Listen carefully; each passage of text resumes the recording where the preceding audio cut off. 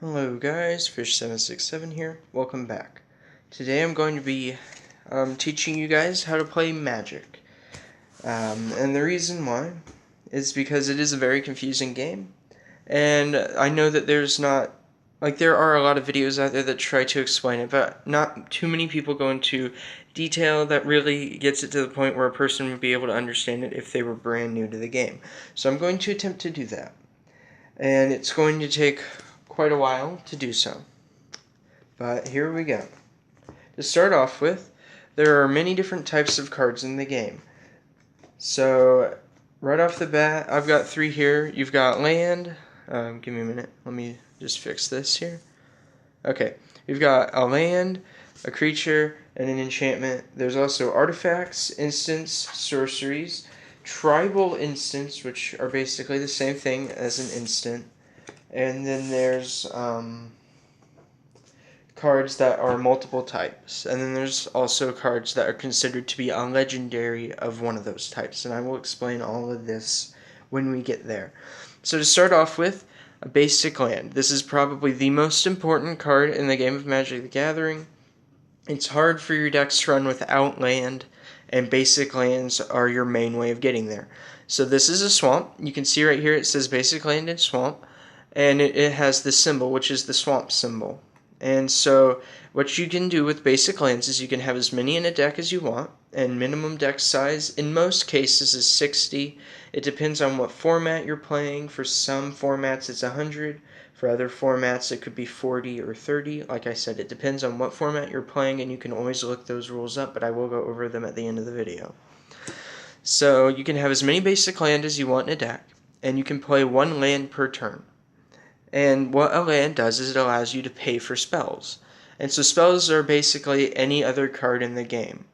And so most of the cards in the game will take mana in order to pay for spells. And these lands produce mana.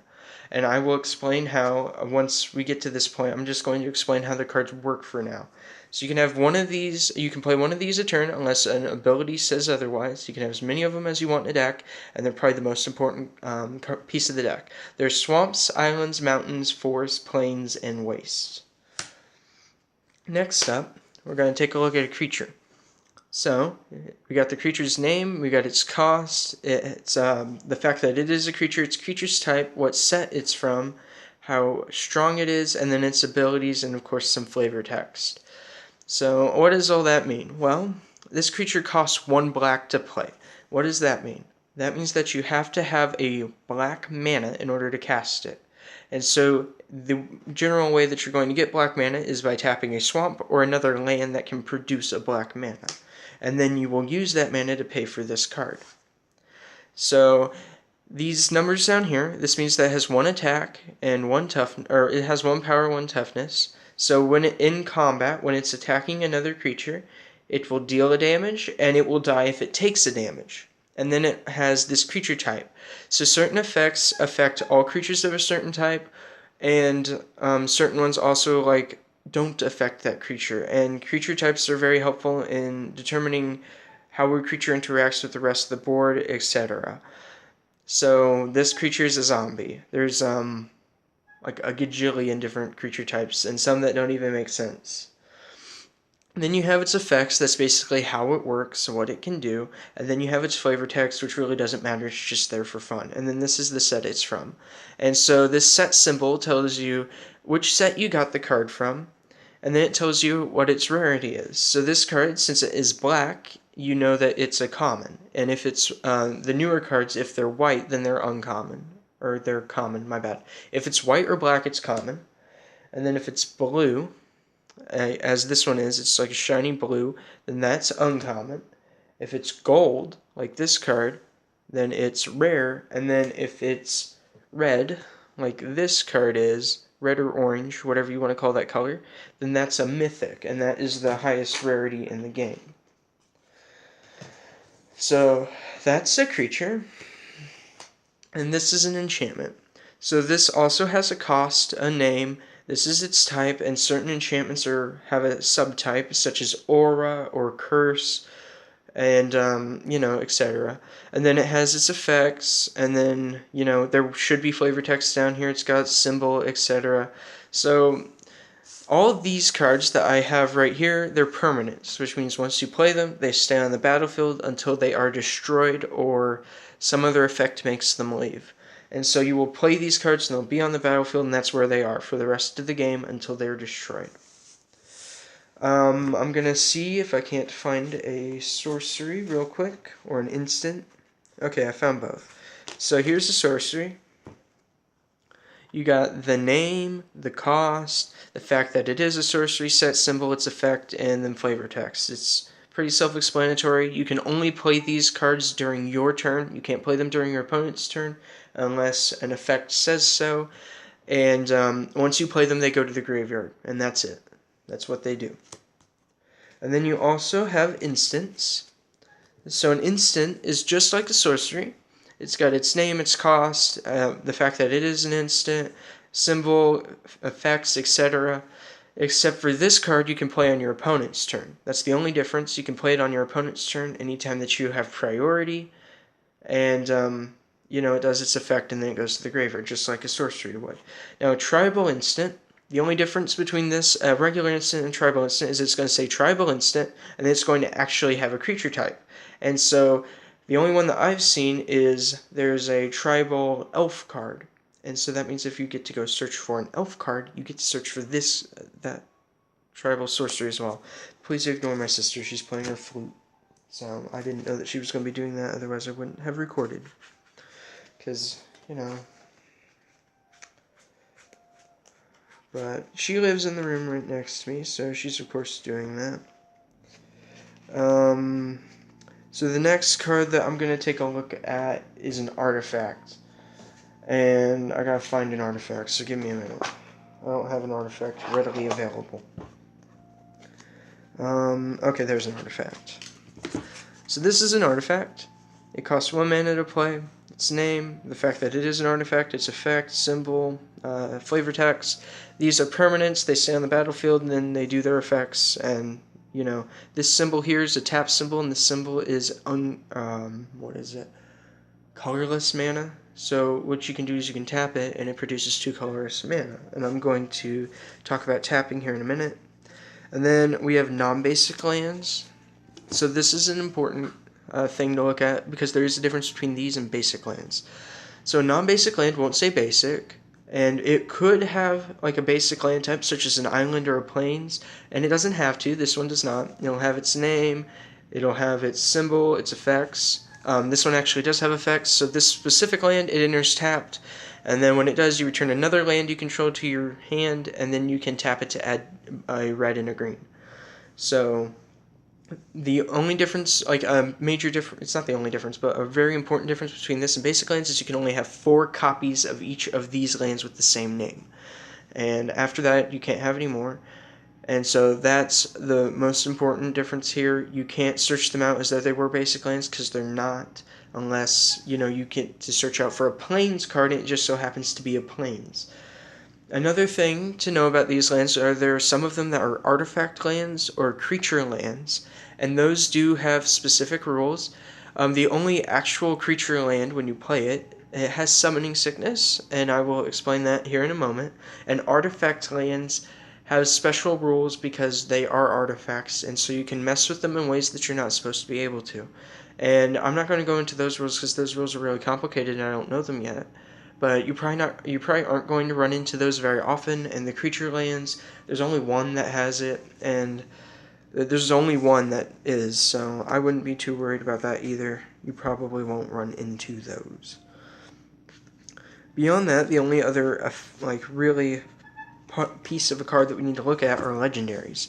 So what a legendary creature or legendary artifact, enchantment, etc. is, it means that you have to have or you can only have one of them on the battlefield. If you control 2, you have to sacrifice one of them. And now your opponent can have one, and then you can have one, and everything's fine. But just it being legendary means that you can only have one. Then there's also planeswalkers. I do not have an example of a planeswalker here, but a planeswalker will have it's just like this card, pretty much. It'll have its cost, its name, the fact that it is a planeswalker. All planeswalkers are legendary, by the way. It'll have its set symbol and then its effects running down. But its effects are a little bit different. So if you look at a planeswalker, it'll have a first effect, a second effect, a third effect, and then like a creature, it'll have a health down here. And so it'll come in with that many health, and it's usually just one number, and then it has its effects. And so one of the effects will be like a plus ability, and so you add that much to the creature's health. And then another one will maybe be a minus ability, and then you'll take away that much from a creature's health, or from the planeswalker's health. And then you have the last ability, which is usually a minus ability as well. And so with planeswalkers, you can only activate one of their abilities a turn, only on your turn, and only when you could cast a sorcery. So when you have priority, like not during combat, etc. I'll explain more of that when I get there. And the planeswalkers, they can be attacked by creatures, and if it would drop to 0 health, it goes to the graveyard. So there's that. They're also always legendary. So from there, I do want to just really quickly explain cards like this. See how this one's an enchantment and an artifact? So if a card says destroy all enchantments, this gets destroyed. If a card says destroy all artifacts, this gets destroyed. If a card says destroy all permanents that aren't artifacts, this card stays on the battlefield because it is an artifact. I just wanted to explain that really quickly. It's both an artifact and enchantment. The rules of both of them apply to it at the same time. So now I'm going to explain Summoning Sickness. So when you first play a creature, it'll come into the battlefield with Summoning Sickness. What does that mean? Well, it means that it can't tap or attack on the first turn that is played. So if the ability causes the creature to tap, in order to do its ability, it cannot do that ability. If it doesn't have to tap, like how this card says that you can sacrifice a creature, but you don't have to tap it, you can just do that. It doesn't matter. But you can't attack on the first turn that's played unless the creature has a keyword skill called Haste. If it has Haste, it can activate its abilities and tap and attack on the first turn that you play it. It does not have Summoning Sickness. Enchantments don't have Summoning Sickness. Artifacts don't have Summoning Sickness unless they are a creature. Because there are enchantment creatures and artifact creatures. Those will have Summoning Sickness, the rest of them won't. That specific land I was talking about, it has Summoning Sickness. And, instants and sorceries don't become creatures very often. But if they did, they would have Summoning Sickness unless otherwise specified. So now, what is tapping? Well, in an upright position, this is how you would normally play a land. This is in an untapped position. So when you tap it, you just show that it's been used, you turn it sideways.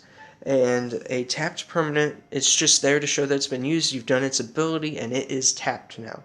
And so you can only tap a land once per turn unless the land becomes untapped, or you decide that you don't want to actually do that, because some people figure out how they're going to tap their mana before they actually cast spells. I'm one of those people that does that. And so at the beginning of your turn in the game, you will turn all your tapped cards into untapped position, unless an ability says that you can't do that. So that's basically how you play the game. And how you win the game is you reduce your opponent's life total to 0. So both of you will start out at 20 life.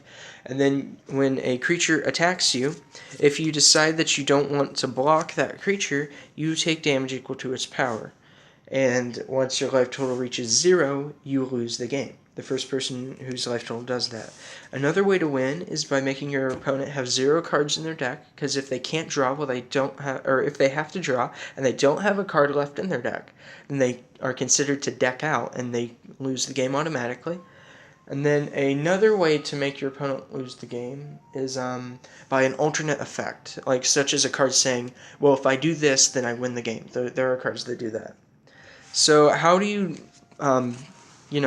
another question of how to play would be, how do you build a deck? Well, that's a very complicated process, but like I said, most decks will be 60 cards or higher. You can have as many as you want, but you have to be able to shuffle it by yourself.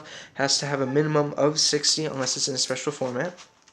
And how you actually play is, after you get done shuffling, you will set your deck down, you will offer your opponent to cut the deck, and so a cut looks like this, but they can also choose to shuffle it if they want. As soon as you present your deck to them, they can do whatever they want to it, as long as they're not destroying your property, essentially. Then you'll draw 7 cards, and that's your starting hand. And you get to decide whether you want to keep your starting hand or if you want to mulligan it. So what's the difference between a keepable hand and a mulligan, or a hand that you need to mulligan? Well, a hand that you would need to mulligan would have no lands in it or too many lands in it. So a good number of lands is 3 to 4, unless you're playing a very specific deck that needs more or less. It just depends on what you're playing. And then from there you also need to take a look at how much the cards cost, which I didn't go into this. So this card, it costs 1 black, and then 1 of any other color. It doesn't matter what color it is, it just has to be another mana. And a lot of people get confused because then they'll see cards like this and they're like, well, what does this mean? Well, you have to have 2 black and then 1 of any other color. And this card, you have to have 2 black and then 2 of any other color. And it could even be colorless. It doesn't have to be a color necessarily. And then there's other mana costs that are really weird, and they are like Phyrexian mana. You can look up what that looks like because I don't have a card on me right at the moment. But you can pay 2 life or pay that mana cost. And then you also have double mana or whatever it's called. So you'll have like a black and then it'll be sliced in half, and you'll have like a blue, or not blue, you'd have like a number under it, and so you can either pay the black or that number. And there's so many different ways that you can do that. And then cards like this, they have multiple colors in it, so this one needs a black, a white, a red, and 3 of any other color in order to play. So now that I've said that, this hand here would be keepable, because we've got 3 mana, and we actually can play things. And so, you know, that's how you would decide that. Now, if you're actually going to sit down and play a game with your opponent, let's take this hand. The first player does not get to draw on their first turn. You get your starting 7, that's it. But your opponent does. So what the first player is going to do is they're going to play their land, if they have one, if they want one, because there are some decks that don't run any. And then they will do whatever they can. And you can attack on your first turn so long as your creatures have haste. Then you'll pass to your opponent. Your opponent will draw a card, and then your opponent will get to play their land, do their thing. It'll come back to you. You'll draw an additional card. You get to play an additional land. Now we have 2 mana, so we can tap them and play a creature. But our creature has summoning sickness, so we can't do anything else, so we have to pass. It goes to our opponent. Our opponent decides to play another land and play a creature or something, and then they pass to us. We get to draw. We get a card. We play another land, and let's say that creature, we don't like it. So we can pay 3 and cast this instant that says destroy the creature. And when we destroy the creature, it goes to the graveyard because it died. That's essentially what happens. And then we can attack them for 2. And that is how we attack. We just declare that we're attacking them for 2. Now suppose that they did have a creature, and it was like this. This is their creature, this is our creature. Since they have an untapped creature, and we are attacking them, they can decide to block with their untapped creature, and they just declare blockers by saying, this is going to block here. And then the attacking player gets to decide how they want to deal damage. So, for example, if my opponent had these 2 creatures and I'm attacking them, they can decide that they want to block with both of them. And in that case, I have to decide how I want my damage to be dealt. So I can deal 1 damage here and 1 damage here, or I can deal 2 damage here and 0 damage here. So it's all up to how you want to do it. You can even deal 2 damage here and 0 damage here. It doesn't matter. Now, normally, you'll deal 1 damage here and 2 damage here, or, my bad, 1 damage here, 1 damage here, or 2 damage here, and no damage here. But this card, in this instance, it's not a legal card. It wouldn't be able to block. But it was just an example. So you can do this, and then your opponent can decide to block, and if they do, then you compare their power and toughness. And as you see, they're both 2/2s, so this one will deal 2 damage here, and that will reduce this guy's toughness to 0. And he will deal 2 damage here, and that will reduce this guy's toughness to 0. And then they will both die simultaneously. And then all effects that happen when a creature dies will go ahead and go onto the stack, which I haven't explained what a stack is. So a stack is basically this thing that goes through and it checks what's going to happen. So if my opponent, let's say, if my opponent casts this card, so they pay the cost, they're going to play it. It goes onto the stack. And then in response to that, I can play any instant I want, as long as it's a legal instant and I can target everything that I have to. So if they have a creature on the field, like this card, and then they go to play this card, I can, in response, play this card targeting this creature. Now what's going to happen is this will get put on the stack now, and my opponent can do another instant if they wanted to, and if they don't, then this card resolves, which means that its ability happens, and this thing dies, and then this card comes onto the battlefield, and it would go like that. So that's how the stack works, and there's many ways that you can change a stack and do other things, And let's suppose my opponent cast this card, and then my opponent cast, and then my opponent cast this card, right? So I can let this card resolve, and then say I had one of these in hand. I can cast it now without letting this card resolve. So it's not an all or nothing deal. You can manipulate how the stack works and let specific effects resolve before you activate other effects, allowing you to do many different combinations and layer things in insane ways. Next, I'm going to go through how like a turn order would work. So you have untap, where you turn everything face up from, or not face up, but you turn everything from untapped, or for the tapped position to the untapped position. Then you have upkeep. So abilities that specifically reference the upkeep will resolve, such as this card, which says at the beginning of your upkeep you do something. Those effects will resolve. And then you have the draw step, where you draw a card from your deck. After that, you go to your first main phase, which is where you get to cast spells, etc. And then you go to combat. And then in combat, it's broken down into different steps. So you have the declare attacker step, where you declare what you're attacking with. So suppose I have him on board, my opponent has this on board. I declare that I'm going to attack with here. Then you go to blocker step, so my opponent can block. And then you have three different combat spots, and you won't necessarily run into the third one very often because it's not printed on many cards, especially not any black bordered cards, which, like this card, see, it's a black border. Well, Magic printed some cards that are called silver border, and they have special rules. So anyway, you won't run into those very often either.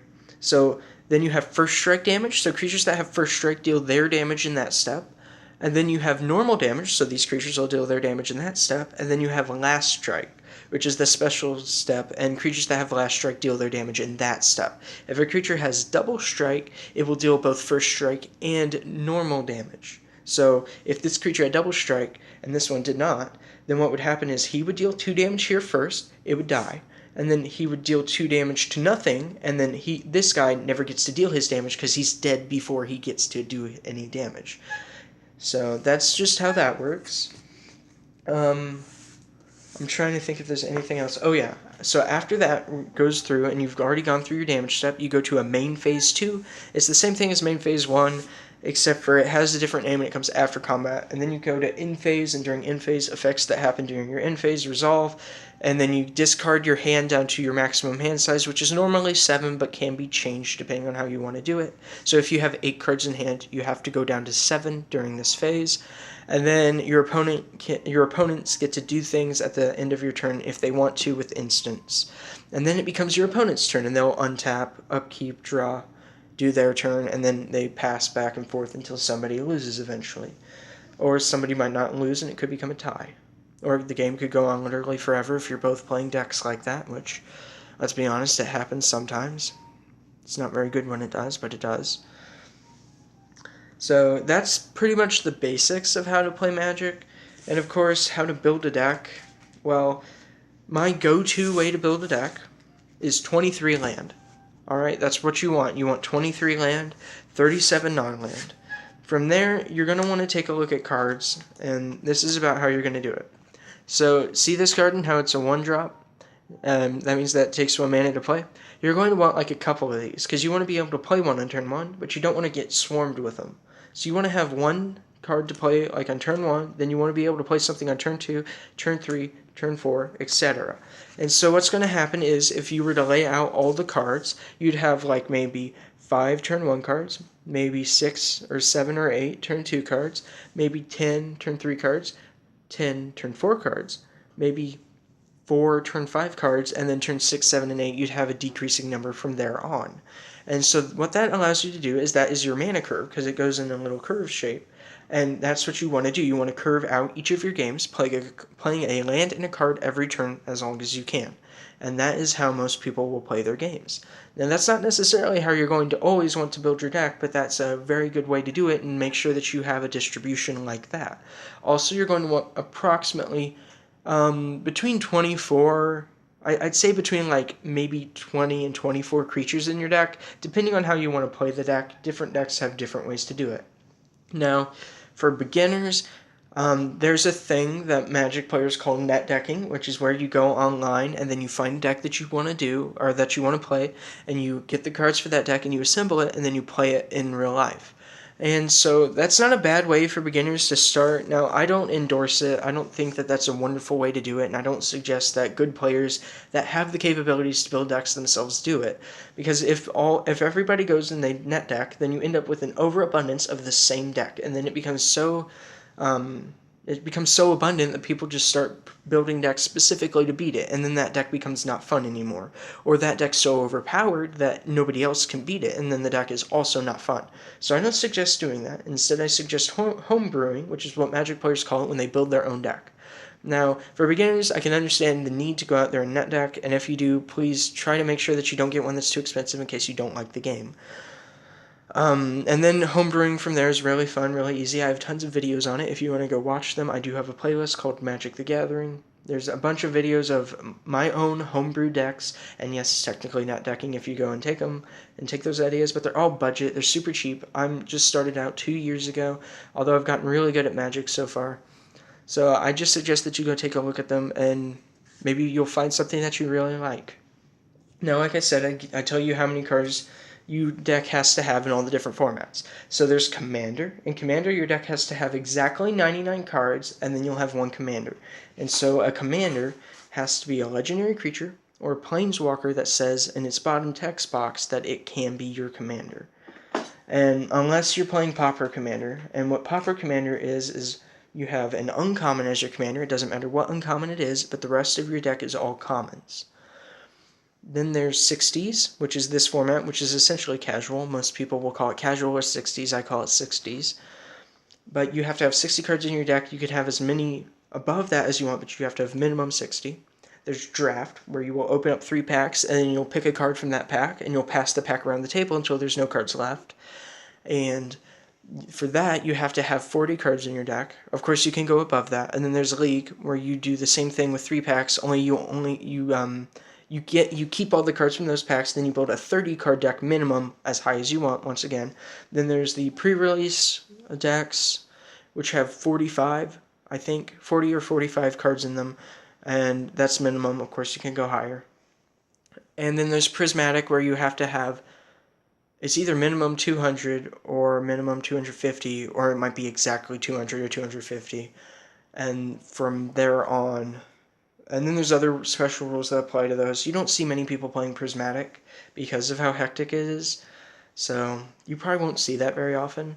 And then there's, of course, Modern and Vintage and Legacy and Pauper, like normal Pauper, and all those, and Standard as well, all those fall into like the casual deck ranges. They just have specific differences in what cards you can play, and so you can learn those as you get going. And it's not too hard to get good at Magic. It's actually quite simple if you just take a look at the cards. I built my first combo deck when I was, I'd say, probably 4 months into the game. I built my first combo deck, which combo is how I like to play my game. And I built my first infinite combo about a year in, when I actually realized that there was this really good card that I literally had one sitting on my desk and didn't realize it. And then I read it and I'm like, oh, this card goes infinite with these other cards. And so I built this infinite combo. It was really nice. So, as you play Magic, you'll get better at it, and this is how you play the game. You can play with any number of players, and if you play with more than 3, the first person gets to draw a card. I forgot to mention that. In Commander, you start with 40 life, and most other formats, you only start with 20, unless you're playing Two-Headed Giant, in which case you start with 30, and then if you're playing any more heads than that, it's 20 plus 10 for each other head. So if you're playing Three-Headed Giant, then it's 40 life, I think. I'm pretty sure that's how that works. And then there's other things, and of course, it gets more complicated from there on out, and I'm not going to go into those things. But that's how you play Magic, for the most part. I didn't really go into it too much, but, that's that. And then there's a bunch of other keyword skills. If you have any questions, leave them in the comments. I will be happy to answer them. I'll actually be ecstatic to answer them, because I don't normally get comments. And also, there's a really nice app. It's called MTG Familiar. And if you download it, it has a rule book with all 700 and some odd rules. Actually, I think that there's 800 or 900 now. and you can just look up what you need in the rulebook, or you can ask me and I'll just go find it. And I know most of the abilities right off the top of my head. So, and if you are ever in a situation where you don't know how to read a card, such as this card, if you didn't know how it worked, just go as literally as you can down the text. And effects resolve top to bottom, which is important. So, and if you can't figure it out beyond there, just ask a judge. Like, trust me. Ask a judge always when in doubt. And if there's a disagreement between you and your opponent, ask a judge always. But that's going to end today's video. Thank you guys for watching. I hope that you stick around and that you liked the video. And if you did, please do subscribe. I plan to release more beginner tips videos and more budget decks as I already have been. With that being said, have a good day.